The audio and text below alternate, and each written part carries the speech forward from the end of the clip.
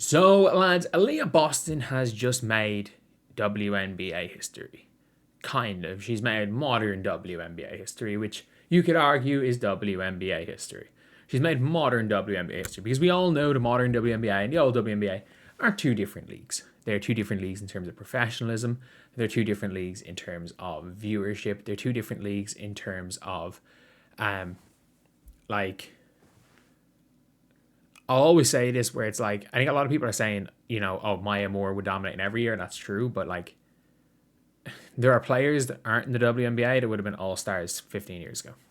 And Aaliyah Boston, through all that time, what Aaliyah Boston has done is super duper impressive. Aaliyah Boston has, in fact, she did not make the all defensive first team. She has, in fact, made the all defensive second team. With that being said, she is the youngest center in a decade to have made an all defensive team. Yes, was it the second team? Yes. Yeah, it was. It was the second team. It's not like it was the first team. It's not like, again, she's gone and like had a absolutely like god tier defensive season. Like, could a younger center than her make it soon? Sure. Like, I'm trying to think of what centers that are younger than her could make it. So Angel is going to be older next season than Aliyah is this season. Like, if you guys don't know it, Aliyah's like younger than Paige Bueckers. Like, that's how young Aaliyah Boston actually is. Like, she's 23 years old. So unless Dom's probably going to make an all defensive team by the time she's 23. Like, the record's probably going to be beaten by Dom. But the youngest everything is probably going to be beaten by Dom for centers. Especially for the last decade, because if you take out Lauren Jackson, Dom is going to be the youngest everything, basically. In the entire league, the youngest everything is going to be Dominique Malonga. So, yeah, with that being said, like, I think I think she's obviously done well for herself. And her making that team is huge. No Paige. This is my favorite thing. Like, she's not good on defense. Please start watching games. Over these, stop watching games. Paige Bueckers she's not terrible on defense, but like, year one Paige Bueckers is a worse defender than year two Caitlin Clark. Like, that is the type of defender she is. If the average, let's just say there's 100 and there was 156 players in the league this year. If there's 156 players in the WNBA, Paige Bueckers is the 75th best defender. Like, and Caitlin Clark might be the 73rd best defender. Like, it's that close between the two of them. But like, if you're saying no to Paige Bueckers, man, why no Caitlin Clark? But I don't actually have an issue with the first team. Like, Fee Alana Smith, fair enough. Like, people complaining about Paige is hilarious. It's absolutely hilarious. But obviously the Fever are, posting about Aaliyah Boston, which is a good thing. Which is objectively a good thing to see. Like, blessed and grateful. Congrats to Aaliyah Boston being named to 2025 All Defensive Second Team. Ironically, does this tweet have more likes than the actual tweet? Yep. The Fever tweet has more likes than them actually announcing their teams. So by the way, they announced these teams like a week late. Let's not forget, they announced these teams a week late. But it is going to be a thing where I just don't know how. I don't know what's going to happen with obviously with Aaliyah. What's going to happen with these, just in general, the voting? What's going to happen with the LW teams? My prediction is going to be first team. I think everybody knows what the first team is going to be. The first team is going to be Kelsey Mitchell, Alicia Gray, Fee, Aja, AT. That's the first team. The second team, you're probably looking at Jackie Young as a definite, NECA as a definite, and you kind of have to put a Liberty player in there, don't you? Like, you kind of have to put one of Stewie or Sabrina in there. Like, they were one game off getting to the fourth, or were they one game off the fourth seed? So you kind of have to put one of them on a team.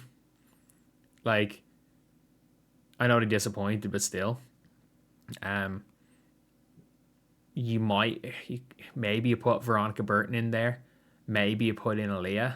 And that's not even taking into account the Kelsey Plum exists and yeah, it's a tough one. It's a tough one to make. Kayla McBride. So I think it's a real tough one. I think we're going to see Paige Bueckers' name in there. Should Paige be on the second team? Probably not. Probably not. Like, I think there's very few arguments for Paige Bueckers over Kelsey Plum. Even if you want to go straight counting stats, Kelsey Plum wins that. So I think it is what it is. But should have been first team. Nah. Like, I think her defense is 100 times better this season.